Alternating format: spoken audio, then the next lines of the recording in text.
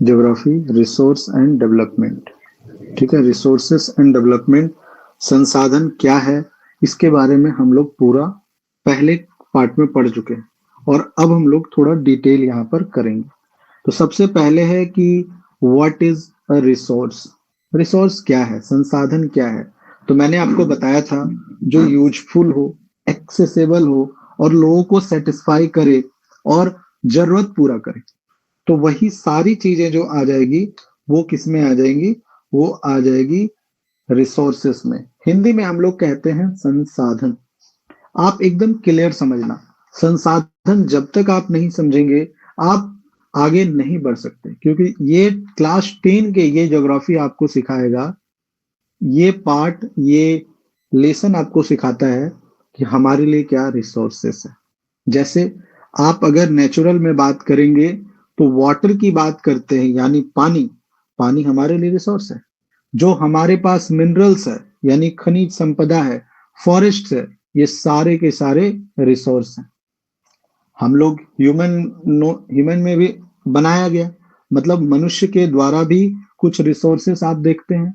आपको सरकार से रोड चाहिए, आप अपने घर में आप अपने लिए बिल्डिंग बनाते हैं, घर बनाते हैं रहने के लिए। और मनुष्य के लिए एक और चीज रिसोर्स है, जैसे आप मेरा वीडियो देख रहे हैं, आप अगर हमारा वीडियो देखेंगे तो आपको एक नॉलेज होगा। आप क्या करेंगे, एक स्किल डेवलप अपने आप में करते हैं। जैसे इंस्टाग्राम अगर आप सीख रहे हैं, फेसबुक सीख रहे हैं, वीडियो एडिट सीख रहे हैं, या फिर बहुत सारी ऐसी चीजें हैं जैसे खाना बनाना, ये भी स्किल है। आपकी कुछ एबिलिटीज होगी, ठीक है, यानी आपका कुछ क्षमता होगा। ये सारे के सारे रिसोर्स हैं। आपके पास जो मोबाइल है वो आपके लिए रिसोर्स है, आपके दोस्त के पास जो मोबाइल है वो आपके लिए रिसोर्स है। मतलब हर तरीके से हम समझ जाएं कि रिसोर्स है क्या। तो अलग अलग टाइप में रिसोर्स है। हवा बह रहा है, वो हमारे हमारे लिए रिसोर्स है। तो जो हमारे लिए एकदम जरूरत है, जो हमारे लिए यूजफुल है, ठीक है, हमारे लिए नीड्स है, जो हमें सेटिस्फाई करे, वही तो है रिसोर्स। ये मैंने पहले भी बताया और अब इसको थोड़ा डिटेल में पढ़ते हैं। पहले तो आप रिसोर्स को जाने कि कितने, on the basis of origin और ऑन द बेसिस ऑफ एक पहुंच, इसको कहते हैं पहुंच के आधार में, सॉरी समाप्ति के आधार, हिंदी में कहेंगे समाप्ति के आधार पर। तो जैसे मैंने कल भी बताया था, बायोटिक जो लिविंग में है, जैसे प्लांट, एनिमल, ये सारे के सारे बायोटिक है। अबायोटिक जो नॉन लिविंग है, यानी हिंदी में कहेंगे निर्जीव। जैसे पहाड़ पर्वत आप देख सकते हैं, मेटल देख सकते हैं, आपके पास जो मोबाइल है वो देख सकते हैं। आप इस तरह समझो, जो जिसमें जान है, एक तो ओरिजिन पे आधार पे बांट दिए। उसके बाद रिन्यूएबल और नॉन रिन्यूएबल, सोलर एनर्जी अपने आप में कि ये है, ये कभी खत्म नहीं होगा। विंड एनर्जी कभी खत्म नहीं होगा, लेकिन कोल एक समय के बाद खत्म हो जाएगा, पेट्रोलियम एक समय के बाद खत्म हो जाएगा। तो इस तरीके से हम लोग रिसोर्स को बांटते हैं। आपके एग्जाम में एकदम सिंपल सा क्वेश्चन यही सब बनता है। अब आ जाते हैं टाइप्स ऑफ रिसोर्स।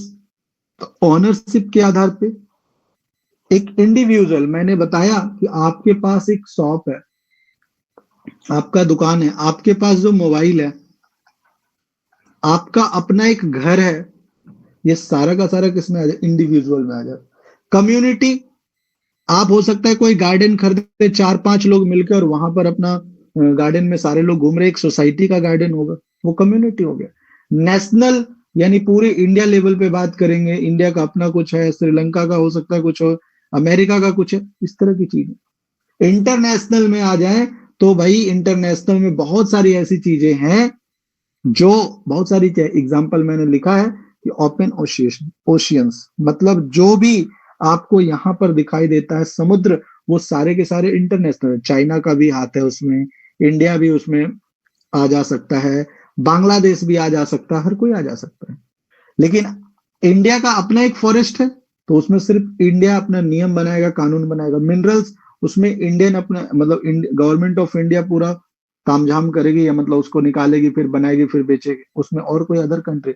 ये होता है एक नेशनल लेवल। डेवलपमेंट पे अगर हम बांट दें तो आप देखेंगे कि जैसे जैसे डेवलप कोई चीजें हुई, उस तरीके से हम लोगों ने उसको बढ़ाया। जैसे अभी पोटेंशियल रिसोर्स अभी ज्यादा ये यूज नहीं हो रहा है। एक है कि हाँ ये पोटेंशियल रिसोर्स है, आने वाले टाइम में हम इसका यूज करेंगे, यूज हो रहा है, ज्यादा यूज नहीं हो रहा है। जैसे विंड एनर्जी, आज हर जगह विंड एनर्जी काम नहीं करता, लेकिन राजस्थान में काम कर रहा, हो सकता है राजस्थान में काम कर रहा है, कल को झारखंड में, बिहार में भी उस तरह का कुछ टेक्निक यहाँ पर ले लाया जाए।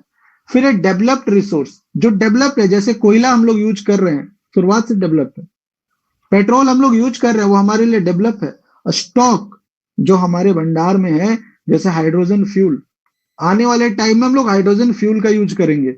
Reserve water in dams, water dam, वहां से भी हम लोग बिजली पैदा करते हैं, ये हो गया आपका रिजर्व में। तो इस तरीके के क्वेश्चन बन सकते हैं कि किस बेस पे आप बांट रहे हैं, किस तरह इंडिविजुअल बांट रहे हैं, कम्युनिटी, इंटरनेशनल, ये सारी चीजें आती हैं। डेवलपमेंट ऑफ रिसोर्स, ठीक है, संसाधनों का विकास कैसे, हम कैसे पहचान करेंगे? तो एक तो आ गया डिस्ट्रीब्यूशन, मैंने कल बताया था आपको, जैसे कि आप किस तरह से डिस्ट्रीब्यूट करते हैं, ठीक है, डिस्ट्रीब्यूट कैसे करते हैं। सस्टेनेबल डेवलपमेंट, ये वर्ड अभी आपको सुनने को मिलेगा इकोनॉमिक्स में भी, ये वर्ड सुनने को मिलेगा आपको पॉलिटी में भी, ये वर्ड सुनने को अभी आप ज्योग्राफी में पढ़ रहे हैं, हर जगह आपको सुनने को मिलेगा, हिस्ट्री में भी आपको सुनने को हो सकता मिले। तो आप यूज कर रहे हैं रिसोर्स, एक क्वेश्चन अगर आ गया कि व्हाट इज सस्टेनेबल डेवलपमेंट, आपको कह देना है कि वो वैसा रिसोर्स जो हम यूज कर रहे हैं, लेकिन इस तरीके से यूज करें कि अभी हमारे लिए भी काम है और फ्यूचर के लिए हम उसको छोड़ भी दें। पता चला कोयला आज है तो हम कोयला का यूज करें, कोयला इतना यूज किया कि खत्म हो गया, व्हाट इज सस्टेनेबल, ये सस्टेनेबल डेवलपमेंट नहीं है, ये सस्टेनेबल डेवलपमेंट नहीं है। पेट्रोल यूज करे, पूरा यूज कर ली, खत्म नहीं। मतलब आप इस तरीके से समझो कि आपके घर में अगर कोई चीज आपको दे के गया, दे के जाए और बोला जाए इसको आप भी यूज करना, आप आने वाले फ्यूचर आपके बच्चे भी यूज करेंगे, फिर वो, तो ऐसा आप क्या देकर जाते हैं? बहुत लोग देकर जाते हैं अपनी जमीनें, बहुत लोग देकर जाते हैं कि अपने आप वो जो बिजनेस बना है वो, इस तरीके से आप समझ सकते हैं। लेकिन हमारे पास क्या है, कोयला है, पेट्रोल है, बहुत सारी ऐसी चीजें, जंगल है, लेकिन आज हम लोग देख रहे हैं, कल को कोई आया, वो मान लीजिए कोई बच्चे बड़े हुए, अरे यहाँ पर ना बहुत कोयला हुआ करता था, अब कहाँ है, अब तो नहीं है। तो सस्टेनेबल डेवलपमेंट नहीं हुआ। यूज कर रहे हैं रिसोर्स को wisely for future generation, future generation के लिए भी आपको छोड़ना होगा। रिसोर्स प्लानिंग के बारे में मैं बात आपको बताया था, जैसे आप पूरा इंडिया देख लो, इंडिया के बारे में मैंने मैप के थ्रू बताया। इंडिया में आप झारखंड जाओगे कोयला मिलेगा, वेस्ट बंगाल जाओगे कोयला मिलेगा, राजस्थान जाओगे बालू ही बालू मिलेगा, अरुणाचल प्रदेश जाओगे पानी ही पानी मिलेगा, कर्नाटक चले जाओगे चावल मिलेगा, महाराष्ट्र चले जाओगे वहां पर भी कोयला वगैरह थोड़ा मिलता है, लेकिन आप सोचो कि हर जगह अलग अलग चीजें। तो एक प्लान करना होगा कि पहला पहला प्लान करना क्या होगा कि आइडेंटिफाई रिसोर्स, कहां पर कौन सी रिसोर्स है, जैसे मैंने प्लान कर दिया। फिर उसके बाद जो प्लान करके रिसोर्स को डेवलप करना कि झारखंड में भाई ये चीजें हैं, तो झारखंड को भी डेवलप किया जाए, झारखंड का जो चीज है वो हर जगह कैसे कैसे बांटा जाए, ठीक है, बांटा जाए। और यहां पर match plan with national goals, national को देखते हुए, ऐसा नहीं कि सिर्फ झारखंड को देखेंगे, वेस्ट बंगाल को देखेंगे, पूरे नेशनल को देखते हुए हम प्लान करेंगे कि कहाँ किस चीज की जरूरत है और वहां उस चीजों को पहुंचाया जाए। उसके बाद इसमें सबसे वेरी वेरी इंपॉर्टेंट जो पार्ट है वो है लैंड रिसोर्स, भूमि संसाधन, हिंदी में कहते हैं भूमि संसाधन। ये क्या है भूमि संसाधन? आप देखो हर चीज बढ़ा सकते हो, लेकिन भूमि, अगर मान लीजिए आपके पास जमीन जो लैंड है, मान लेते हैं कि आपके पास 10 डिसमिल है, आप जैसे नापते हो, यहाँ डिसमिल में मैं पढ़ाता हूं तो डिसमिल 10 डिसमिल है, वो 10 डिसमिल ही रहेगा। सर मैं अगर खरीद लूं, अरे खरीद लोगे तो खरीदना, ये 10 डिसमिल आप खींच कर छोटा करके तो बड़ा नहीं कर। तो ये हो गया, जिसमें आपका 43% इंडिया का लैंड की बात करूंगा तो इंडिया में जो लैंड है वो क्या क्या चीज में होता है, एग्रीकल्चर। आप यूपी चले जाओ, वहां कोयला नहीं है, वहां पर अभ्रक नहीं है, वहां बहुत सारी चीजें नहीं, वहां बिजली नहीं बनती, लेकिन वहां पर एग्रीकल्चर होता है। फॉरेस्ट्री चले जाओ, एमपी ज्यादा कृषि नहीं होता लेकिन फॉरेस्ट्री है वहां पर। आप चले जाओ माइनिंग, झारखंड का माइनिंग, वहां पूरा माइनिंग होता है, एग्रीकल्चर कम होता है, फॉरेस्ट्री ज्यादा है। हाउसिंग मतलब घर बनाने के लिए, इंडस्ट्रीज, यही तो है लैंड का यूज भाई, और क्या काम है। जमीन का यही काम है, आप या तो खेती करोगे, या तो उसमें बड़े बड़े पेड़ लगा दोगे, या तो अगर आपके जमीन से कोयला निकल गया तो कोयला निकालोगे, या तो आप उस पर घर बना दोगे, या तो फैक्ट्री बना दोगे। यही है हमारे इंडिया में जो लैंड है 43%, जिसमें हम लोग एग्रीकल्चर यानी खेती करते हैं। 22% फॉरेस्ट है, काट नहीं सकते, यानी कि काट का नहीं भाई, उसको काटना भी नहीं, मना है एकदम। उसके बाद है 5%, जिसमें आप नॉर्मल जानते हैं ग्रेजिंग लैंड्स, यानी जहां पर चारगाह भूमि, बड़े बड़े घास है, वहां पर आप जाकर, घास है बड़े बड़े तो किसको, पशु को ले जाकर, चराना वर्ड बोलते हैं, वहां जाकर ग्रेज कर सकते हैं, चरा सकते हैं। अब लैंड डिग्रेडेशन एंड कंजर्वेशन, ठीक है। अब ये चीजें कैसे आई भाई, ये चीजें कैसे आ गई? तो पहला है, उसका कारण क्या है, जो डिग्रेड हो रहा है, खराब हो रहा है ना, उसको संरक्षण भी करना है। तो सबसे पहला आ गया डिफोरेस्टेशन। पूरा वन अंधाधुंध काट रहे हैं लोग भाई, अरे अंधाधुंध वन काटेगा। ओवर ग्रेजिंग, अधिक चराई, एक तो घास मान लो कि कम है, और उसमें पूरा खत्म।